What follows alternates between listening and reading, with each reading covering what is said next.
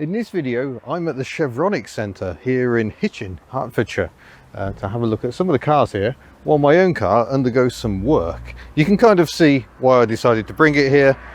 They are very well known for being a GS and GSA specialist, but as the sign says, anything Citroen, Peugeot, DS, that they're all over. But yeah, I thought this would be the place to bring it. We've got a lovely CX there. A beautiful C6 in this metallic red. It's an absolutely gorgeous colour and very rare. Mostly these seem to be grey of various shades or occasionally black. There's a slightly ratty 2CV here that I like very, very much. You don't see that. Look at that handcrafted lichen roof. I'm liking it a lot.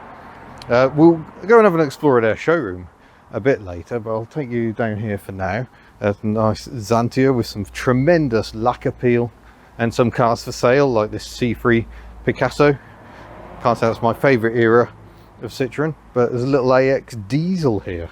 It's got the 1.4 litre TUD diesel engine. Very rare to see a Mark 1 AX at all, and they saved that from the scrap. That was going to get binned. They've saved it. They're trying to get it running properly. There's a lovely CX here, Italian spec. So it's got extra little side indicators, but look at the interior, absolutely delicious, and the magnificent Mark 1 CX interior dials, just like my GSA. Speaking of which, the GSA is in the workshop. It is being worked on at the moment, so we'll see what's going on a bit later. There's a DS, I believe this is for sale as well. It's not a perfect example, but it's very nice. It's a lovely sort of salmon colour. Such dramatic looking cars, as are XMs. I well remember my own XM. This is a 2 litre turbo automatic petrol, but magnificent styling. I think that's a lot of car for the money there. There's another C6 here as well. That's a 3 litre V6 petrol, probably the one to go for. The diesels are a bit notorious, shall we say. And we've got a very, very nice BX. It's very, very strong money for a BX, but it kind of shows you what's been happening with values. They're going up, and this is a beautiful one owner car, 105,000 miles. You wouldn't think it to look at it. It looks factory fresh. It's even got the wheel trims that actually came on the TZD spec. So the TZD is like your GTI diesel. So it's got a turbo diesel engine, 90 brake horsepower, lots of torque and lots of comfort. Lovely comfortable seats of a slightly sporty nature. So very, very interesting cars. But yeah, a fine parade of Citroens. And there's more in here as well. We've got another BX estate here, some turbo diesels over here. So Rob Moss, who started and runs the Chevronic Centre, owns this delicious 19 TRS. So it's a fairly high spec, fairly luxurious model. It's got the extra side windows even. It's in lovely condition. So the Mark 1 BX I drove around New Zealand had these extra windows, but they dropped them for the GTI when they did the facelift. But a fun fact is, every Citroen BX has a hole in the body shell here. But it was only certain models that had this extra window. So this complete panel is swapped on cars like this TZD Turbo next to us. But believe me, the hole is there in the body shell. There's a fabulous H-van here. Well, maybe not fond memories. I have memories of driving one of these to Sweden. It's front engined, front wheel drive, monocoque construction. Absolutely remarkable for 1947. And I think there's like 4 big bolts and you can pull the entire front subframe out. So which makes it a lot easier to work on. Trying to work on the engine in there, horrible. More GSs over here. This one's particularly nice. I think it's a fairly low mileage example. It's still on its French plates. Very, very original. This is the interior mine should have. The special interior, being a lowly special. In fact, it might not even be a special. It's a base GSA. Wow, extra poverty. I wonder what they've removed. Headrests apparently you don't need if you austere. Try and kill off the poor. I'm going to see how it works. And lovely GSA Palace here. This really is what I wanted when I was looking for a GSA. I wanted a Palace because it's the most plush. You get these nice wheel trims, you get the vinyl roof. I managed to get the interior. Mine has this interior in it pretty much, but yeah, sadly mine isn't quite such a nice colour. I love this jade green. Looks especially good on Diane's as well. And there is an Acadian, the van version of a Diane. Xantia here, another BX, an Ami, and a Citroen GS Palace that has been retrimmed quite beautifully. So you can find details of that on the Chevronic Centre website. So the GS, this is a facelift model, but it still hasn't got a hatchback. That only came with the later GSA. But yeah, very nice cars. But I think the GSA is a lot more practical. But certainly the asking price on this one does make me feel better about mine. I paid quite strong money for mine, and mine isn't perfect by any means. But it's got the yellow headlamp bulbs, you can see as you sort of pan down. That's lovely. Right, should we go and have a nose in the showroom? Outside the showroom is a Singer Vogue, which is nice. But here we are in the brand new showroom. This only opened in April and it's magnificent. So we've got a 2015 Citroen C1 with our pantograph wiper moment, another delicious C6. This one got a very pleasant interior, all of the beige. It's all about the rear styling on the C6 really. There's a C4 here, which has a few design inspirations taken from a GS or GSA, including the headlamps. I think Citroen actually taking notice of their heritage. And talking of GS and GSAs, a gorgeous GSX3. These funky little wheel trims with stronger suspension. Was apparently going to be used for racing, but thankfully it avoided such a fate. Look at the interior, absolutely marvellous, superb. And there's also a 2CV here, which is looking very pleasant. It's got a nice sort of a factory vibe to it, even though it's actually a restored car, but it was used in extras with Ricky Gervais. So here's Giselle on the ramp. We're entering voiceover mode here because the chaps didn't want to be filmed. But if I do the freewheel trick with Giselle, I've got to take this plate off because otherwise that will drag on the ground. And that's a tiny little brake disc there. So that's something to bear in mind. But yeah, the service had begun. Work was being assessed. There was a little bit of play in that ball joint, not much, but something to keep an eye on. Probably need changing within the next year, I would have thought. And that was the engine bay, and we're going back to the engine bay because we found a very slight leak from these unions here. It was leaking LHM, so we thought that originally might be why there was oil on the bottom of the gearbox, and maybe it wasn't the drive shaft seal. But unfortunately it proved that the drive shaft seal was at fault, and we'll get to that later in the video. Incidentally, this is where the spark plugs are. That one is not the most accessible, but they know what they're doing here. They can get that sort of thing done quite easily. Jumping on the bench, this is the rear cylinder. That's the sphere. There was a leak from the sphere seal, so this was their first attempt to replace it using a sphere removal tool there, so they can crack the sphere off and then it just unscrews, and that's what provides the springing and damping. And yeah, this seal not in great shape. It was just a very slight leak. It was dropping just a little bit, so they fitted a fresh one, and that was job done. Right, let's jump back to live action. There's an amazing amount of spares here as well. Lots of original Citroen pieces, but also stuff they're having remade.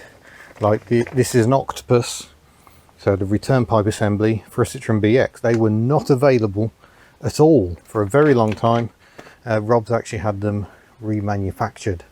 Various other things, pipes, usually the thing with hydraulics. Strut tops, Xantias and XMs, very good at knocking out their strut tops. They rust away, and occasionally the strut will force its way through the bonnet in a rather exciting manner. So yeah, huge amount of stuff. And Rob used to do a lot of trips overseas as well to scrapyards, would pull panels and things off. He still goes over to buy parts, things like, look in here, that's upper speedometer cable for a Citroen BX, made by the original manufacturer for Rob in France. Great stuff. Water pump here for a BX 16 valve. They are a lot of fun to drive. CX ball joints even. I apologise for the flickery light. This camera does occasionally get a little upset about such things. Rear suspension cylinders. The one on my GSA has just been off as it happens to sort of leak. Even look, little BX side indicators. I think they're the same on the AX. Gaiters variously. So much stuff is either remade or is from used parts. Look at all these GSA and BX wings. These are the front under trays for GSAs. A 2CV wing just sitting here, and various GSA tailgates. There's a lot of history in here. You can almost smell it. So yeah, this is why I'm so pleased to come and support a specialist like this, because they do so much for the community, for the car community, having stuff remade, keeping cars on the road. Rob was investing in stuff for BXs. Before BXs were collectible, they were just cheap daily cars for a lot of people. And he had the foresight to start getting parts, heater taps, forever season up on BXs, which then breaks the heater panel. The controls all break because the tap's jammed and people just try forcing it, snaps the cable. So yeah, great stuff. I'm very happy to support it. Well, Giselle's putting up a bit of a fight. We had an issue with this pipe. I say we, I haven't done anything.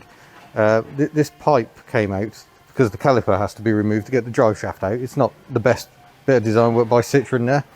And yeah, someone's mullered the thread on it. So it came out looking like that and wouldn't want to go home.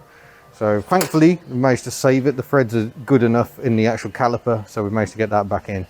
And we're now trying to sort out the rear suspension cylinder leak. It's still there even with a new sphere seal, so we're going to try another one. And then there's just a small matter of 230 miles back to Wales. Well, she's been a bit of a pig, but we think we're finally there. We think the rear suspension leak has stopped. We think the brakes are now not leaking as well. The drive shaft seal has been replaced.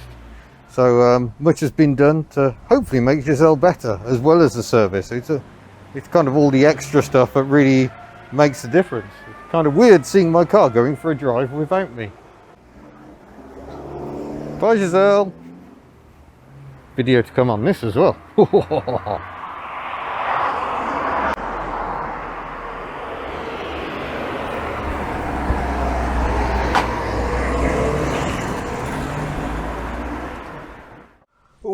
Well, we're now about 3 hours and 181 miles down the road. Actually, maybe a few more because I stopped for fuel after a few miles. So it's been a fair old schlep. The car feels good. The gear change feels a little better. The handbrake is tighter. But apart from that, I don't feel an awful lot of advantage. That's the thing about getting your car serviced. The advantage is long term.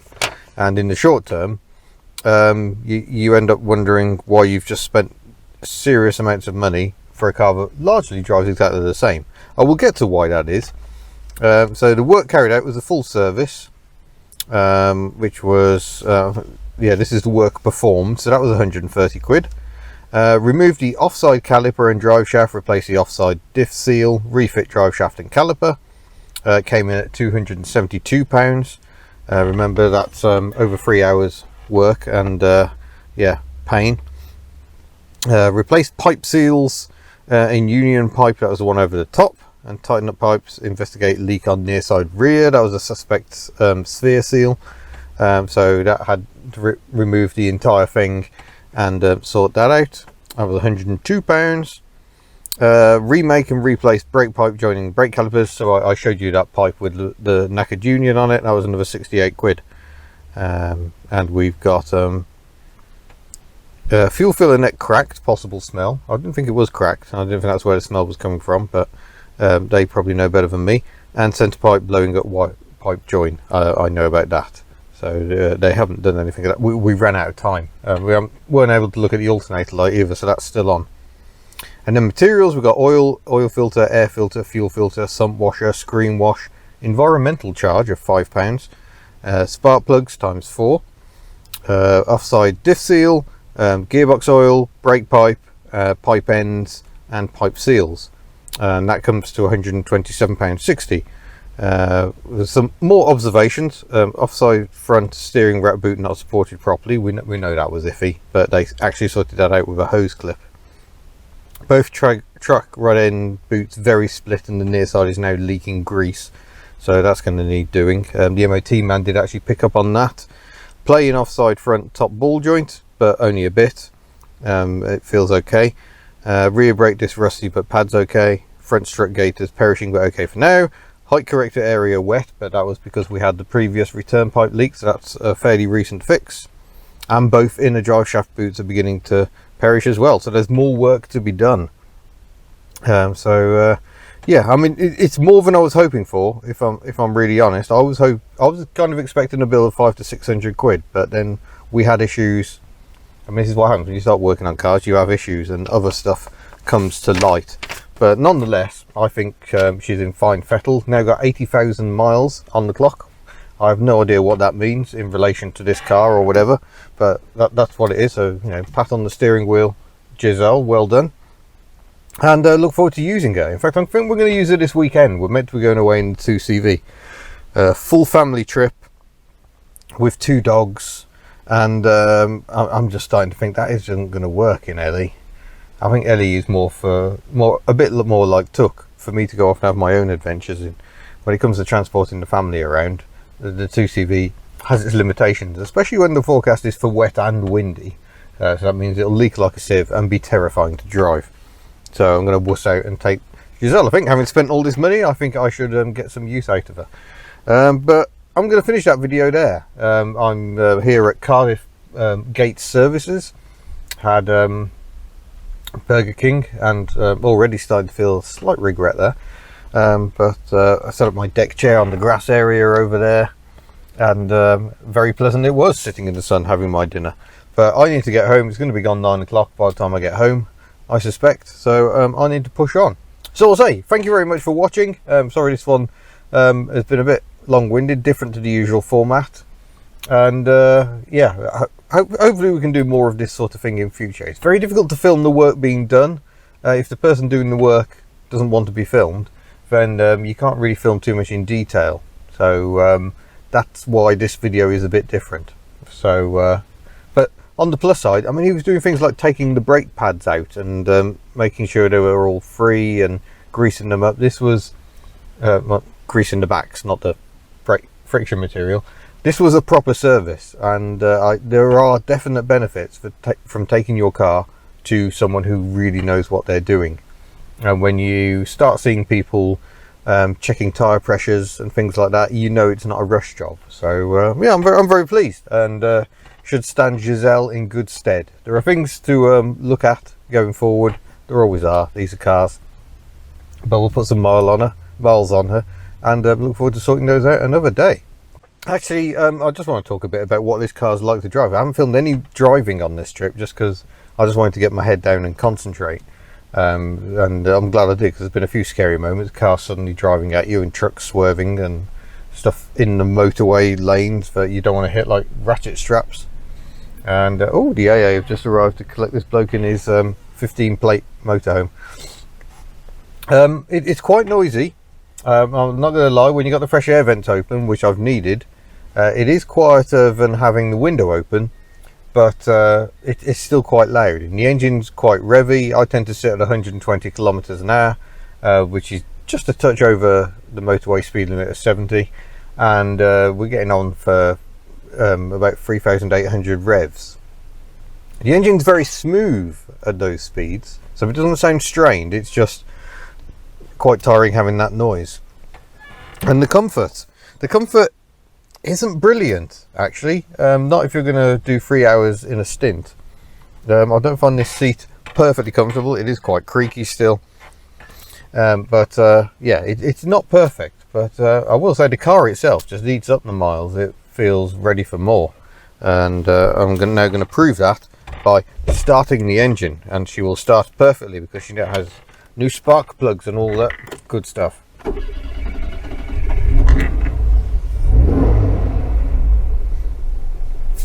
There we go, we are ready to get out on the motorway.